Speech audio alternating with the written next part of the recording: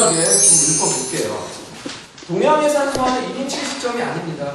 뭐 이렇게 여러분들도 잘 아시겠지만 서양의 그 인본주의, 그 르네상스 시대의 어떤 인본주의는 한 인간이 보는 어떤 시각을 좀 약간 펼쳐줬다면, 그냥 우리가 그냥 사진 찍으면 한 시점에서만 보는 것처럼 펼쳐줬다면 동양화의 산수 시각법은요 3인칭 시점이에요. 그래서 내가 바라보는 게 아니라 누군가가 나를 바라보는 그런 3인칭 시점에 시점을 가지고 있고 이동 시점을 가지고 있습니다. 그래서 다양한 시점에 있어서 펼쳐진 어떤 그런 화면 구성이 굉장히 특징적이죠. 산수화 속에 표현된 길을 따라서 눈을 이동하면서 감상하는 이야기를 진행한다. 산수화는 그냥 이렇게 딱 넓게만 보시면 안 됩니다. 동양의 산수화는 가까이 보시면 아래쪽에 꼭 아치형 계단이 하나가 꼭 있어요. 거기서부터 이 여행이 시작된다는 그런 개념이죠. 아치형 다리가 하나 꼭 있고 거기에 꼭 나깃한 할아버지가 한 분 앉아 계십니다. 그럼 거기서부터 이 여정이 시작이 된다는 어떤 시작점을 표시하는 거죠. 그런 식으로 뭔가 눈을 따라서 계속 약간 좀 들여다보면 그 안에 툭 빠져서 지내는, 나중에 말씀드릴 와유사상과도 굉장히 접목이 되는 개념이에요. 그 다음에 이제 수목산수가 동양화에서 쭉 발전을 했는데, 수목산수, 물론 청록산수라고 해서 푸른색으로 좀 그린 산수도 있습니다. 근데 수목산수가 발전하게 된 이유로는 수목이 먹이라는 색깔이 이 모든 색깔의 상징인 온체를 갖고 있다는 뜻입니다. 그건 좀 더 나중에 자세하게 말씀드리겠습니다. 그리고 이제 수목의 조형성 논의에서 용필이라는 거 이제 선을 써서 선으로 뭔가, 동양화하면 선의 예술 하지 않습니까? 선으로 이렇게 뭔가 하는 걸 용필이라고 하고요.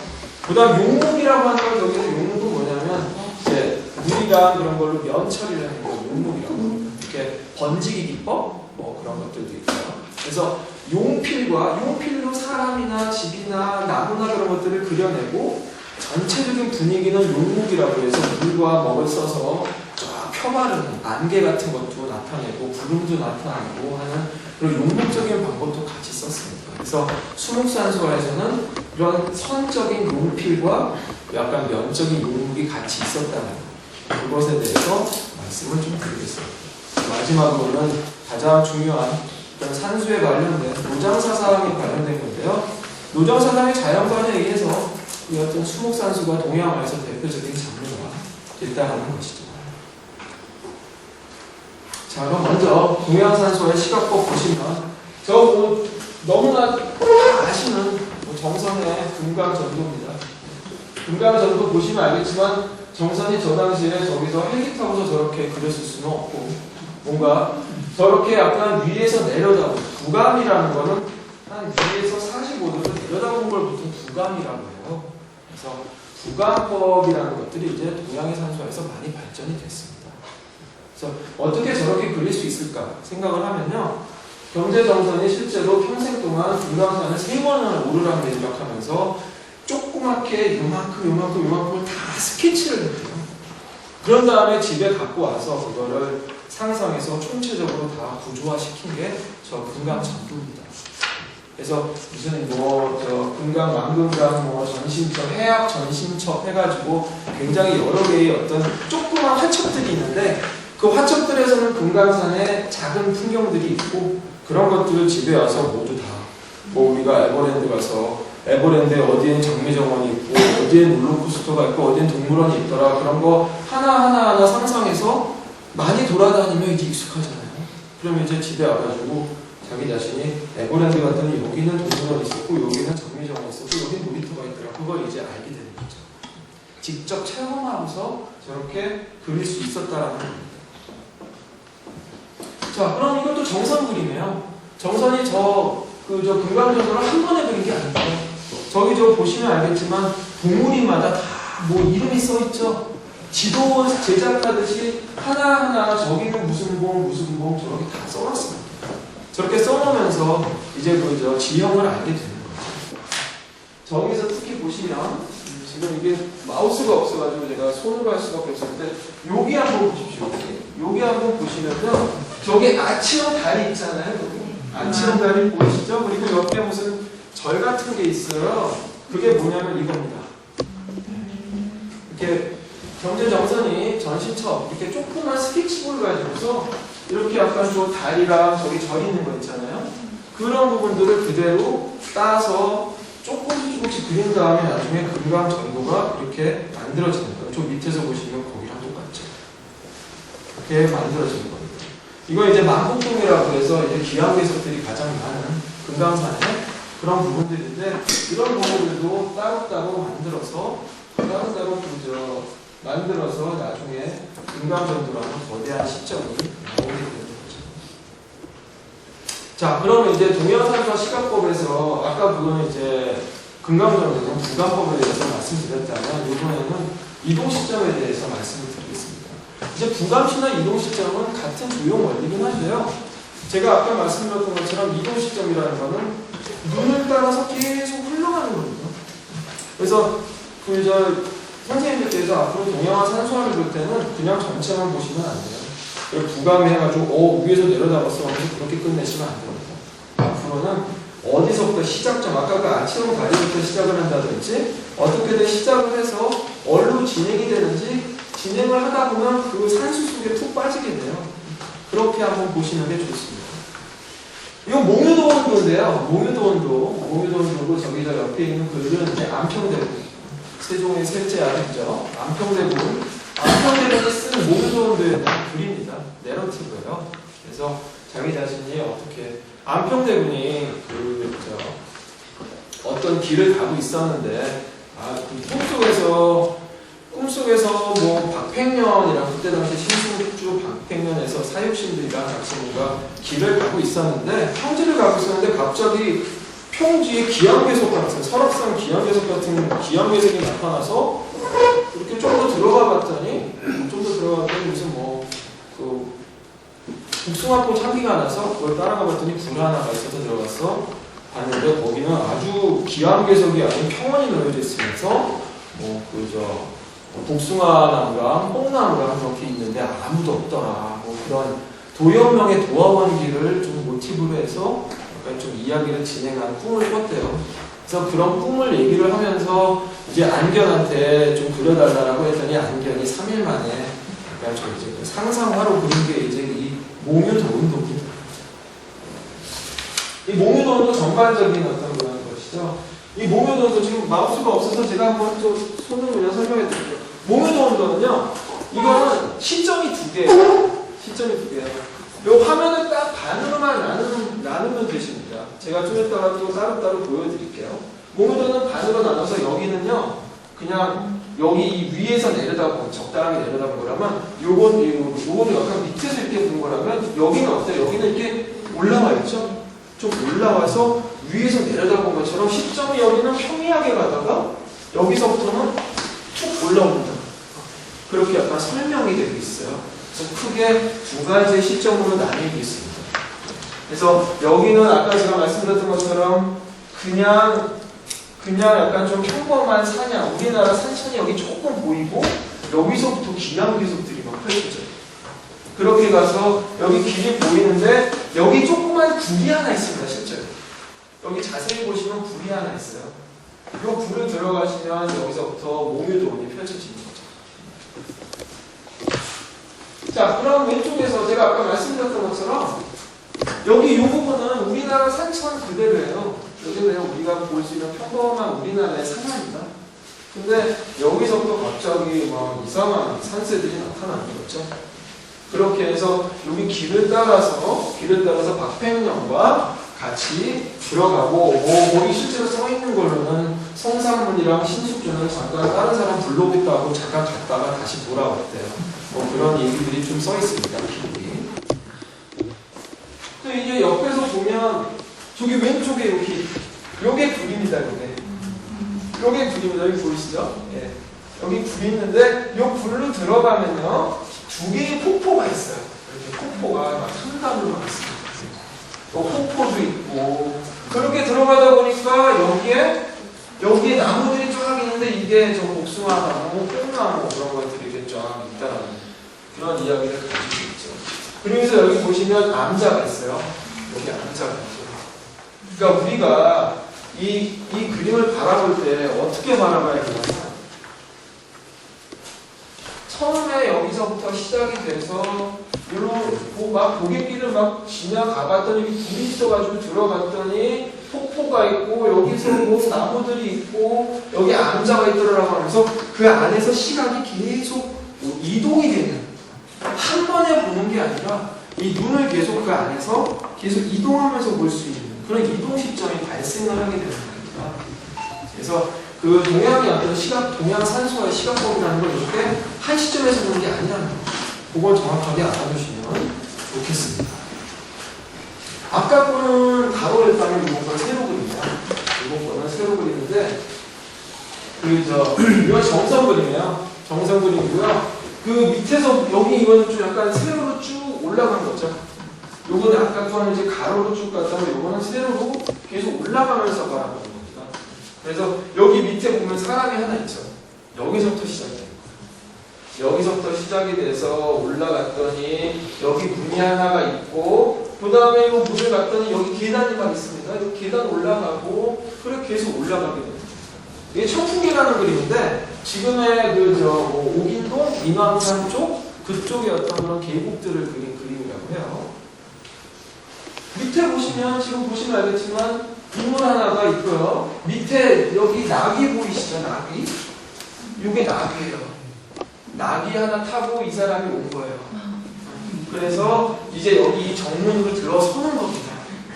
정문으로 들어서서 봤더니 나무들이 있고 여기 뭐 앉아 뭐 약간 좀 사당 하나 있는 것 같고 여기로 쭉 지나갔더니 저쪽에 문이 하나 있고 저기에도 또 뭔가 정자 같은 게 하나 있어요.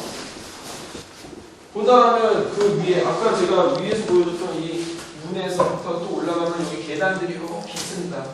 계단 올라가고 저 뒤로는 인왕산자락이 펼쳐지는 그런 어떤 이야기들을 담고 있는 거죠. 결국에 이 청풍계라는 그림도 세로 길게 밑에서부터 위로 올라가면서 보는 이동 시점이라는 겁니다. 자, 이렇게 동양의 산수화가 이렇게 두 가지 어떤 그런 기법을 갖고 있고요. 그 다음에 이제 동양 산수화 표현 기법으로 보면 좀 빨리 넘어갈게요. 수목하면 이제 워낙 많은 이야기들이 많고 해석도 많고 형이상학적인 해석도 많습니다. 근데 수목이라는 게 사실은요, 처음에 지금 우리가 사용하는 것들은 나무 그림이나 뭐 이렇게 기름을 태워가지고 어떤 그림으로 이렇게 좀 만드는 건데요. 사실 처음에는 그런 게 아니에요. 중국의 한대에 약간 목관이나 족관이 쓴 칠목, 그러니까 오칠이죠, 오칠. 처음에는 오칠로부터 시작이 됐어요. 오칠에서부터 시작이 됐다가 오칠은 약간 좀 세피아색이에요. 고동색이에요. 고동색인데 이 많이 칠하다 보면 검정색이 됐죠. 그러면서 약간 이제 검정색이 됐다는 건 그만큼 그 당시에 불신이 깊다라는 어떤 그런 의미도 있고 해서 그런 부분들에서 이제 먹색으로 좀 탄생이 되는 부분들이 있습니다. 이제 그런 과정들을 거쳐서 나무를 태워오는 그림을 악유에 만족하여 만드는 현재의 먹이 주연입니다. 이제 무기라는 건 나중에 근데 그냥 재료가 그냥 검정색이 아니라 나중에 노자의 현 개념과 약간 연결이 돼서 약간 가물가물한 현자를 쓰잖아요. 거물 현자라는 게 아니라 검은 오자라고 따로 있습니다. 그래서 거물 현자라고 하는데 가물가물거린다는 개념으로 오묘하고 아득한 색이라고 해서 수목이 생성이 된 겁니다. 그래서 이제 그 수목산수화를 왜 그렇게 동양에서 많이 사용하게 됐느냐, 뭐 그런 것들에 대한 기록이 있어요. 실제로. 여기 보시면 알겠지만, 묵색을 모두 갖춘다. 그러니까 묵색이 모든 마가지 색을 갖추고 있다라고 이제 장원원이라는 사람이 역대명화기에서 써 있고요. 근데 밑에 보시면, 여러 글이 많은데, 꽃은 어떤 색보다도 자유로운 자기 색을 갖고 있고, 모든 자연물들은 자기의 어떤 자연물의 색을 갖고 있으니까 그런 것들을 약간 좀 이제 먹을 사용해서 오색을 갖춘다라는 그런 기록도 있습니다. 그래서 그 당시에 사람들은 먹을 사용하면서 여러 가지의 색깔들이 다 압축된, 잠재된 색으로 먹을 사용했다라는 것이죠. 자, 이건 이제 마하파, 송대의 마하파라고 굉장히 유명한 사람인데 마원하규라고 있는데 그 중에 하규라는 사람이 그런 수목 산수화예요. 저렇게 먹을 가지고서 굉장히 자유롭게 나무도 다양하게 그리고 저 안에 진짜 빠져들고 싶을 정도로 굉장히 자유롭죠. 지금 선생님께서도 보시면 알겠지만 저 깊숙이 저 부분도예요. 이거 전체도가 아니라 부분도인데도 굉장히 깊숙이 파고들고 여기도 역시 아치형이 아니래. 밑에 사람들이 이렇게 있고 저 안에 막 깊은 산속으로 들어갈 수 있는 그런 여지들을 마련하는 그림들이 있죠. 아주 명작입니다. 저는 어떤 수목만으로도 저기서 초록색이나 푸른색이 느껴지지 않나요? 저는 어떤 색깔들을 잠재하고 있다는 거죠. 이제 동양산수와 표현기법에서는 그래서 이제 오늘 선생님께서 직접적으로 해보셔야 되겠지만 유필유목이라는 개념이 있어요. 특히 수목산수화에 그래서 간단하게 말씀드려서 화류법 하면 이제 골법명필 그런 얘기 있잖아요. 그래서 뭔가 이렇게 약간 획이 굉장히 힘이 있어야 된다. 뭐 그런 얘기를 하는데 그 전에는 이제 선으로 하는 것만 좀 그림으로 쳤고 약간 이렇게 영적으로 막 이렇게 무목적인 요소들 가지고서 발목, 파목하고 하는 거는 그림으로 안 쳤어요. 옛날에는요. 아까 그 장원원 시대에는. 그래서 장원원 자체도 그런 건 그림도 아니라고 해서 굉장히 많이 공격을 했습니다. 근데 형호라는 사람, 5대 때 형호라는 사람이 나오면서 이 먹자국도 굉장히 중요한 거다. 면적인 느낌도 얼마나 중요한 건지 모른다. 안개 같은 거 사용할 때, 구름 같은 거 사용할 때도 굉장히 분위기를 줄 수 있다라고 해서 유목적인 것들도 같이 얘기를 하게 되는 거죠. 그래서 이제 그 밑에 보시면 발전된 어떤 그런 발목, 파목과 같은 수목의 다양한 운영 방법이 생겨나면서 그 수목산수화가 유행을 하게 됩니다. 자, 이거 보시면 알겠지만 여기 보시면 선이 별로 없죠. 이 그림 보시면서 이 그림 보시면은 다 전체적으로 먹과 물을 가지고서 뿌옇게 분위기를 내요.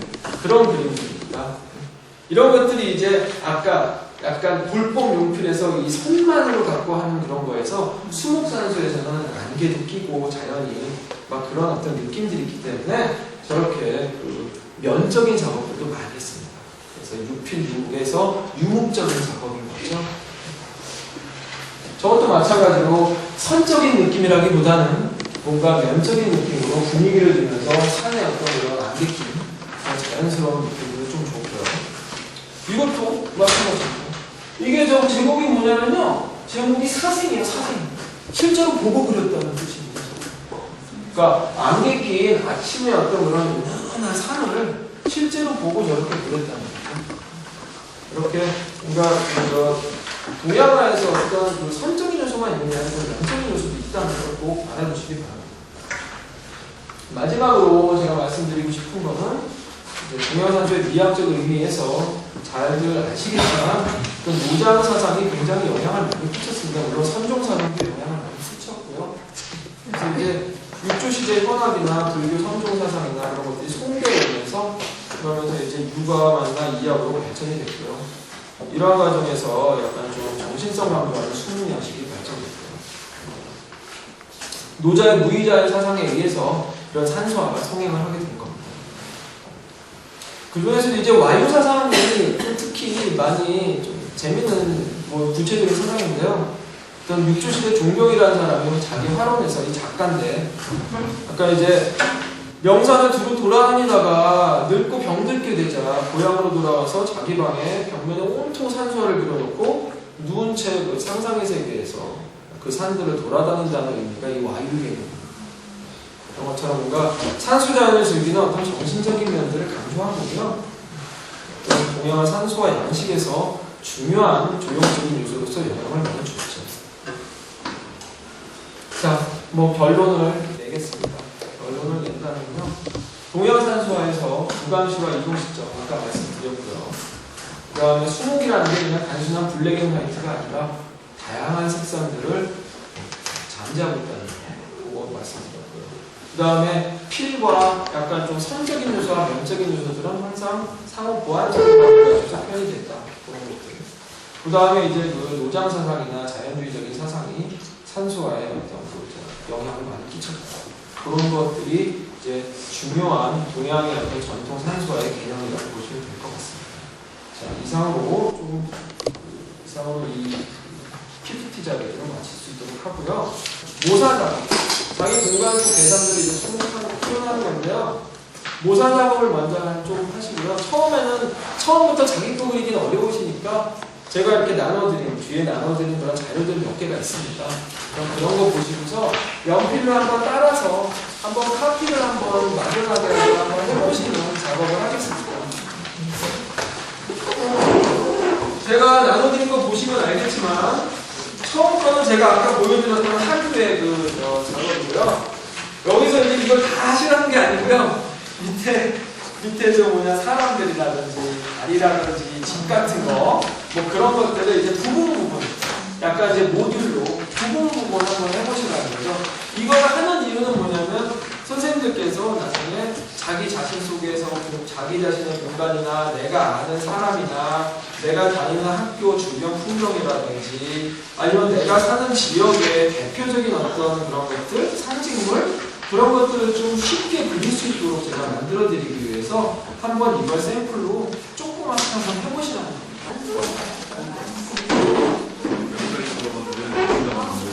처음부터 이렇게 하시면 잘 안 되실 것 같아서 제가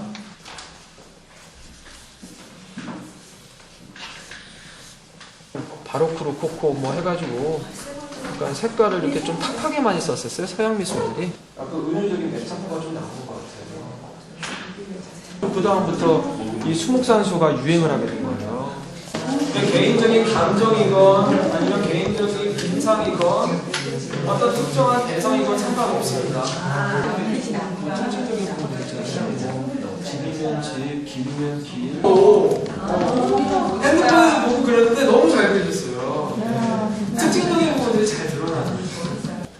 뭔가 의미가 딱 있는 것 같은 느낌이 딱 들어서 딱 봤을 때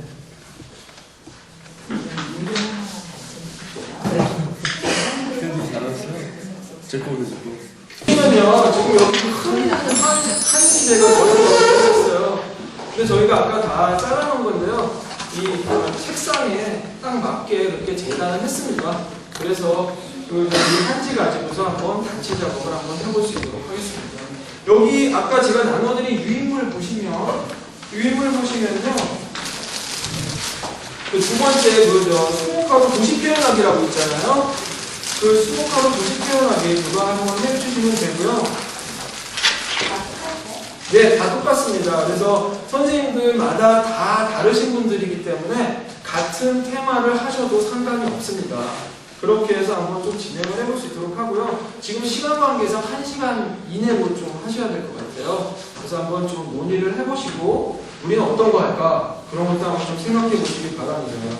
그래서 이 테마를 두 가지를 저희가 드릴 거예요. 하나는 화면에 하나로 연결되는 길을 먼저 좀 그리시고요. 그 다음에 길 주변으로 각자의 어떤 삶의 공간이나 각자 자기가 아까 좀 전에 선생님께서 하셨던 어떤 특정 인물이라든지 풍경이라든지 그런 거를 좀 이렇게 좀 넣어주시면 되고 뭐 글도 상관없고요. 그렇게 해서 자유롭게 자기를 좀 기록해 주시기 바랍니다. 그런 게 있고요. 테마 2는 뭐냐면요. 모든 선생님들이 공유하는 야 우리 한번 어디 거기는 한번 우리 갔었지 라고 하면 남산이면 남산 한강이면 한강 뭐 막 그런 어떤 특정 장소들이 하나가 약간 좀 결석이 된다면 그 장소에 대한 기억들이 서로 틀리실 거 아니에요? 그럼 그 틀린 기억들에 대해서 그 장소 하나를 놓고서 그 주변에다가 이야기를 한번 좀 그려보는 그런 시간을 한번 가질 수 있도록 하겠습니다. 이게요, 한번 여기 제가 좀 이렇게 간단하게 그냥 말로만 하면 좀 잘 이해가 안 가실 것 같아서 제가 간단하게 설명을 드리겠습니다. 이게 화면이 좀 길잖아요. 이게 길어요. 그리고 아니면 옆으로 길던지 아니면 약간 이렇게 좀 세워서 해도 상관이 없습니다. 그렇게 해서 지금 길쭉한 거예요. 제가 일부러 길쭉하게 한 건 이동 시점 때문에 그렇습니다. 아까 몽유도원도 같은 경우에 가로로 이렇게 긴 거고 아까 그 정석 그림 같은 경우에는 위에서부터 아래로 쭉, 아래서부터 위로 쭉 올라가는 어떤 그런 그림 구성을 가지고 있죠. 그래서 테마 1 보시면요. 일단 길을 먼저 형성하라고 했어요. 그래서 선생님께서 한번 상의를 해보세요. 우리는 길을 어떻게 할까? 그냥 동그랗게 연결시켜서 서로 각자 여기다가 뭘 그릴까? 뭐 그런 생각을 하셔도 되고요. 아니면 이거 너무 좀 재미없는 것 같은데 다른 걸 해볼까라고 하면서 무슨 뭐 나뭇가지처럼 막 다 연결이 돼가지고 하나로 다 연결이 되는 어떤 이런 구성을 가지고서 자기 어떤 그런 그 풍경들을 막 여기다가 섞어서 열매 나오듯이 막 이렇게 자신의 풍경들이나 이미지나 막 그런 것들을 좀 섞어서 좀 약간 오셔도 되고요. 그렇게 해서 할 거고요. 그 다음에 테마 2 같은 경우에는 어떤 거냐면요. 테마 2 같은 경우에 아까 제가 말씀드렸던 것처럼 우리 남산을 한번 누구나 다 남산 가본 적은 우리 다 있지라고 하면서 남산이다 라고 한 다음에 뭐 남산을 하나 좀 이렇게 쭉쭉쭉 그리고 죄송합니다 못 그려서 남산이라고 딱 그려놓고 그 다음에 거기서 내 남산에서 내가 무슨 일이 있었지 뭐 케이블카 타면서 뭐 했지라고 하면서 각자의 이야기들을 여기다가 좀 쌓아놔서 약간 좀 그리는 약간 그런 방법도 있어요. 이 두 가지 중에 하나를 하는 겁니다. 하나는 공통된 길을 형성을 해서 각자의 어떤 이야기들을 해주시고 하나는 한 장소를 이용해서 해주시는 거예요. 근데 여기서 재밌는 방식이 하나 있는데요. 저희가 어떻게 할 거냐면요.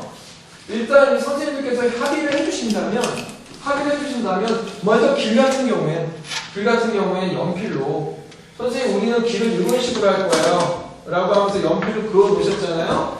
그럼 이제 저희가 이 마스킹 테이프, 종이 테이프입니다. 종이 테이프로 여기 길을 선생님들이랑 같이 이 길을 약간 좀 이렇게 같이 덮을 거예요.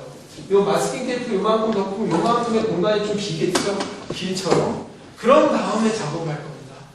그런 다음에 선생님들만 여기다가 뭐 무슨 인물 아까 그리신 거 뭐 여기 약간 뭐 글씨 쓰시고 여기 무슨 우리 도시에는 뭐가 있고 내 학교 등교의 어떤 내 학교 모습이라든지 그런 것들을 막 여기다가 그려 넣으시겠죠? 막 그렇게 한 다음에 그 다음에 나중에 여기다가 이거는 유필적인 요소잖아요. 이제 뭔가 손으로 이렇게 뭔가를 하실 거잖아요. 그런 다음에 나중에 이 여기다가 먹으로 좀 약간 쫙쫙 풀 겁니다. 그래서 분위기도 내고 여기다가 먹으로 약간 좀 전체적으로 발라줄 거예요. 먹으로 발라준 다음에 나중에 이 마스킹을 떼내면 그러면 이게 자연스럽게 배어 들어가면서 길이 이렇게 좀 선명하게 형성이 됩니다. 그렇게 해서 좀 길을 강조할 수 있어요. 그렇게 이렇게 좀 하는 방법으로 하고요. 마찬가지로 여기도 이제 한 장소다라면 이걸 어느 정도 그려놓으셨다. 요거 약간 연필로 그려놓으셨다라면 요걸 가운데다 놓으셔도 되고 이렇게 위에다 놓으셔도 되고 아래 놓으셔도 상관없어요. 그런데 여기를 그대로 팀원들이 같이 여기를 마스킹으로 이렇게 약간 둘러놓은 거죠. 남산 요 어느 정도 부분을 이렇게 둘러놓고 나머지 거에서 막 자꾸 작업을 해주신 다음에 나중에 약간 이제 물과 먹으로 좀 풀 거예요. 여기는 약간 전체적인 분위기를 낼 거예요. 뭐 우리 반풍경 할까? 라고 반풍경 하셔도 돼요. 막 그렇게 좀 해놓은 다음에 나중에 요걸 떼내면 이제 남산이 나오는 거죠. 그래서 여기는 길은 이제 그냥 길은 설정하면 되지만 여기는 요걸 그리시고 나서 요 대상물을 같이 그리시고 나서 그거를 마스킹을 할 겁니다. 그런 다음에 여기다가 뭔가 약간 저 자신의 기억들이나 시간이나 나는 남산에서 어릴 때 기억이 있어. 나는 뭐 지금 기억이 있어. 여러 가지 있으실 텐데 같은 장소에서 다양한 경험들을 한번 좀 공유해보는 시간을 가질 수 있도록 하고요. 자, 그럼 지금부터 각 조마다 야, 우리 테마 1번 우리 테마 2를 할까 한번 좀 먼저 결정을 해주세요. 이제는 여러분들의 협동이 좀 필요한 시기입니다. 그래서 같이 말씀하시면서 우리 뭘 할까 그렇게 한번 좀 구성해 보시고 그렇게 한번 좀 진행을 해보도록 하겠습니다.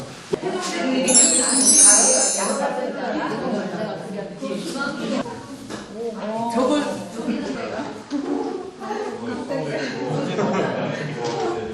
써야 되니까.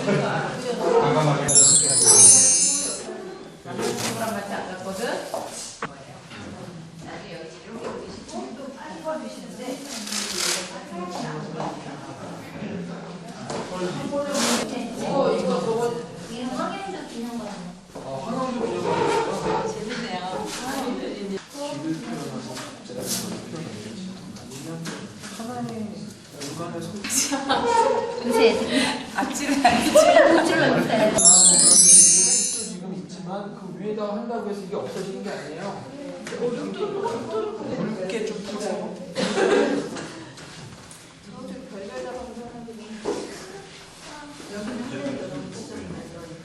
이게 필요해야 이게 이쪽